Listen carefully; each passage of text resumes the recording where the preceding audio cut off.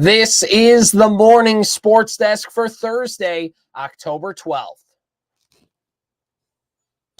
All right, Corey, we got high school volleyball on our airwaves tonight. Yep. We sure do. Park Region Conference volleyball, as a matter of fact. It is Wadena Deer Creek at New York Mills. About a 7:15 pregame with a 7:30 first serve on the Superstation K106. You're going to be there for that one. That should be a fun one. I adore that New York Mills gym. Yeah? It's cool, man. What about it makes it cool to you? I mean, name another gym that looks like it. You got me there.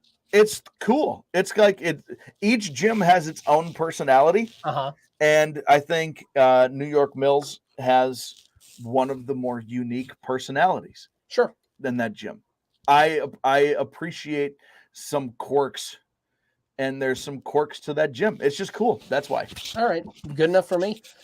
So they will play tonight, of course. Wadena Deer Creek leads the Park Region Conference at 5-0. And then there's kind of there's like a tier. There's like the tier that's a couple teams tied for second place. And then there's like the whole tier of teams that are tied below them. It's a very interesting year in the Park Region Conference where like it feels like one loss at this point in the season takes a team from like sixth place up to third and vice versa. Yeah, there's a log jam. Wadena Deer Creek is undefeated. But yeah, then I think it's like four teams that are tied. Yeah, if you lose now, you're going to finish in the bottom half of the conference, even though you're tied for second. Even though a week before it was like, if a couple things break our way, we're like second place in the conference. And I was like, okay, we finished second to last. Right. And our record was like one loss worse than what it was a week ago. Like I know.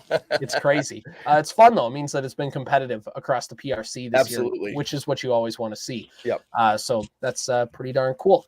And yeah, we got that game going on the airwaves tonight in New York Mills, and we'll be ready to go for that one. Like Corey mentioned, 7:15 pregame, 7:30 first serve on the Superstation K106, 105.9 FM, worldwide at WadenaRadio.com, and the Superstation K106 app.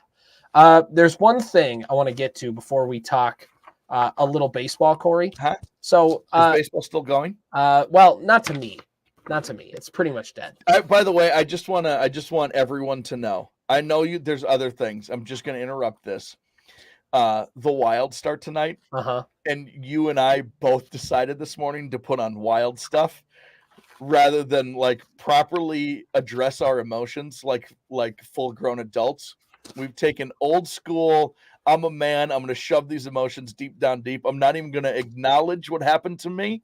We're just on to the next thing. We both put Wild stuff on for the day. I think it's so funny. It's the old John Mulaney bit. I'm just going to put all my emotions right here, and then one day I will die. That's exactly right. And I'm not going to cry today, twins. Nice try. All right. So you know how Justin Jefferson got fined after that game against the Panthers for doing the too small gesture to a corner after scoring a touchdown? Yeah, that was a dumb, like it's for a taunting, they said, even though it didn't get penalized in the game. It got penalized after the fact. Ridiculous. So George Kittle, if you remember, he scored a touchdown on the Sunday night game. Okay. Most of us were watching the Twins game, but there was also the Sunday night football game going on. He scored a touchdown, and he pulled up a shirt underneath his uniform. Yeah. And his uniform said, and I'm gonna make this PG. He said a 4-letter word that's not free. Yep. Dallas. Oh. He showed that? Yeah. That's amazing. It's awesome. Let me guess, his fine was $10,000 cheaper than Jefferson's? Well, here's the thing. It's the NFL's considering it. That was the tweet by Adam Schefter. They're considering it. They're considering a fine. Like, they got to think about this here. Jefferson's, it was like, taunting? No, we can't put up with that. That's ridiculous. Detrimental to the game. Yeah. Little kids are watching. Yeah. And then this guy's got a shirt that literally has a word that I can't say on the radio. And they're like, do you think he did something fine worthy here? We'll consider it. Insane. By the way, it would be a roughly $10,000 fine if George Kittle, tight end for the San Francisco 49ers and former Iowa Hawkeye, if he gets fined, it could be anywhere in that $10,000 range. And I'm looking it up here. to see how much Justin Jefferson got fined. He got fined $10,927 for just bending down and putting his hand palm down like 6 inches off the ground. Ridiculous. And that's like $10,000 right there. This guy puts an obscenity on national television and they're like, like not to mention he used a prop. Yeah. Which is like let's take the curse word out of the equation. He used a prop, which is absolutely not allowed. Yeah. Every year during Thanksgiving, Ezekiel Elliott would jump into the Salvation Army bucket. It was an automatic fine every single time because it was a prop. Mm-hmm. So he used a prop and the F word on national television, and they're like, we'll look into it. We got to have an independent committee. We want to don't want to be, I mean, the NFL, man. I guarantee you, Justin Jefferson and the defender looked at each other and they just laughed. Like, you giving me the too small? Come on, dude. The NBA, you know how many times the too small gesture is used in the NBA? It's used like every other day. That's one of the least offensive things. That's not even a taunt. That's whatever. By the way, who would have guessed the NFL would get a ruling incorrect? Nobody was even looking at Jefferson. Jefferson just kind of was like, like so stupid. It's so dumb. Yeah, it's so dumb. It's ridiculous. By the way, this is like a new thing in the NFL because the owner of the New York Giants was like, we gotta crack down. Like 2 years after the NFL, I was like, hey, we're gonna let you guys celebrate a little bit more. Some of these excessive celebration rules were getting a little excessive.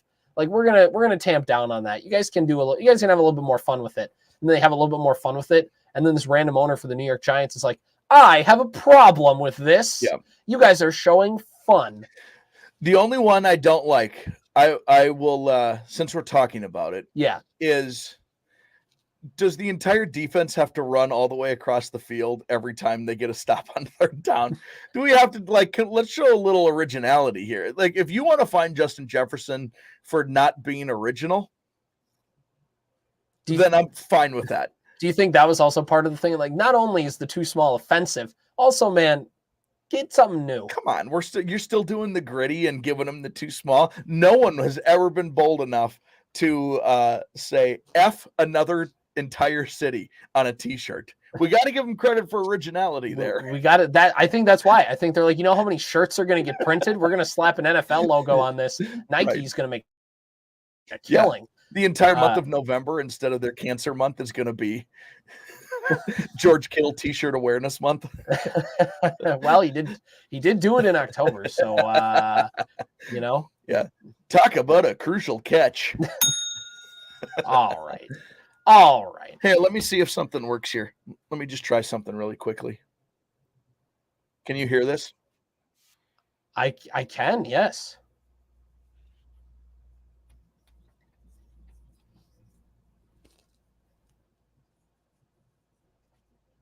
That's a song called I'm So Sad. Yeah. That wasn't today. I want to play so much more of this song, but there's words that only George Kittle would use in it. Today was a good day. Remember that song? Yeah. Well, it wasn't today. It wasn't today.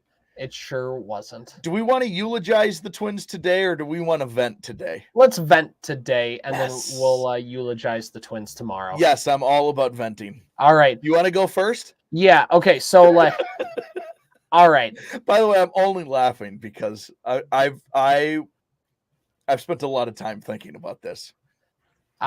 Here's my thing. The Twins picked a very bad time for their first half selves to show up.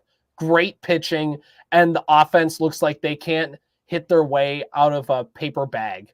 Like that. Brutal, right? It's awful. It was awful. Jose Urquidy in 2023 had an ERA of 5, and the Twins struck out 10 times against him. Yeah. There was not one effort outside of one swing by Royce Lewis to make Julian hit a double and then promptly got doubled off his second base. Which that was so unlucky. That just happens. Like, that's whatever. Correa hits the ball 105 miles 108 miles an hour. 108 miles an hour, just right at the shortstop. Doofus at short. Like, come on. That ball was a smoke show. Correa had another one that he hit on a dime to straightaway center field, and of course it was just within the center, like it was like 5 feet in front of the wall. Right. And it's like anyway. So the Twins struck out a whole bunch. Now they struck out. I think they've struck out in all 6 of their they struck out in 6 of their 7 postseason games.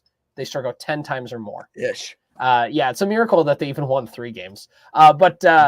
But here's my thing. They picked a really bad time for that. At no point in some of these at-bats, they look competitive at all. And remember watching those first half Twins, Corey, where we looked at them and we just said, these guys, like, they look lost. Like, they're taking pitches they should be swinging at. They're swinging at pitches that are nowhere near the strike zone. And the thing with the Twins all season long was this, is that there were some games where they would have just the greatest approaches. They would be taking pitches and working counts and doing all these great things.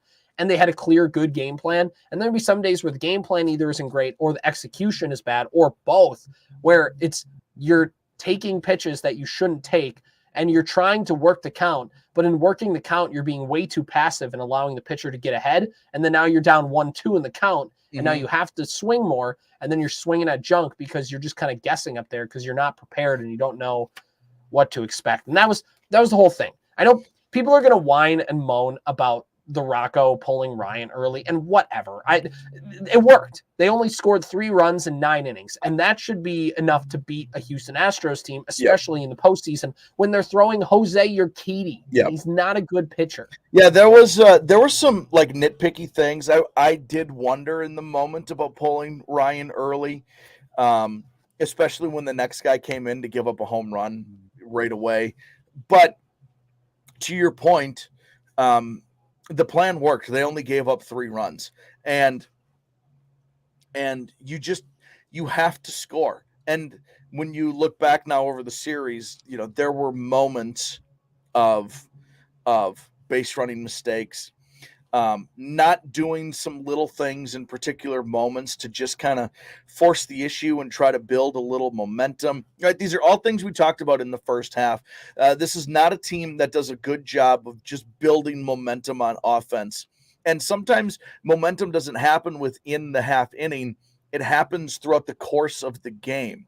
And even, game 3, first 2 batters get on, Polanco's not asked to bunt. Like, that's not you hope it's about that inning, but it's also about forcing that pitcher to do something he hasn't had to do yet.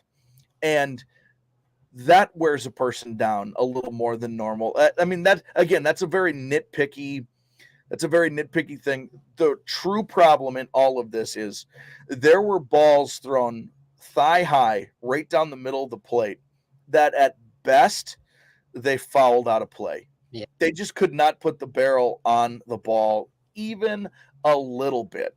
Yeah, that's been the whole thing. And remember that at bat by Kepler in the 7th inning, he struck out looking. It was a bad strike 3 call. Bad strike 3 call. It's not even close. And the umpire got fooled by the catcher, who wasn't even trying to accurately frame the ball. He was trying to throw out Royce Lewis at second base. Twins would have had the tying run at second base with Kepler up, and he called him out looking on that strikeout. And Glenn Perkins said, awful strike 3 call. He said this on Twitter. And then he also said, at the same time, if Kep took a cutter that he should have destroyed, and he was waiting on fastball, and then he whiffed at a 95-mile-an-hour fastball, which in today's day and age, you should be able to hit. Yep. So he's like, bad strike 3 call. Also, man, like, you did have a chance earlier in the at-bat to try and do something there. Right. And they weren't able to do it. And then Kepler in the final at-bat of the game, final at-bat of the season, full count, strikes out looking on a pitch that was borderline, but strike 3, and he didn't do anything to fight that off. That was the thing that bugged me about that. Like, first of all, striking out looking in that spot is striking out to end your season is bad. Looking is worse. It's as close to a cardinal sin in baseball as exists. The biggest problem I had with it was his previous at bat. You learned that the umpire was willing to ring you up on a ball, and then you didn't swing at a pitch that was borderline on the other side of the plate. Like, you got to learn your lesson, dude. Yeah. You don't have to hit that ball. You just need to make contact and keep the bat alive. You cannot take that pitch. That poor guy's going to take the brunt of this loss, which is not going to be fair. because the whole offense was a no-show for 2 straight games. But that's a tough way to bow out, you know. Uh-huh. Talk to me tomorrow. And then we'll let you go. No, but tomorrow, yes. So, yes or no? It's a success. By the way, what? I do consider the Twins season a success here. I consider everything, in all intensive purposes, going for broke here. I consider it a success, but I'm still not happy today. Like Corey said, tomorrow I'll be fine though. Tomorrow I'll be like, well, next year things are looking pretty good. In reality, the Twins have a lot of good things going for them here. It sucks to see that end of the season, but hey, they snapped a playoff curse. They won a playoff series, and they didn't look like complete no-shows against Houston for the entire series. So it's about as much as you can ask for. This has been the Morning Sports Desk for Thursday, October 12th. It's 7:32 on KWAD. Here's MNN News. Minnesota News Network, I'm Brent Palm. Highly pathogenic avian influenza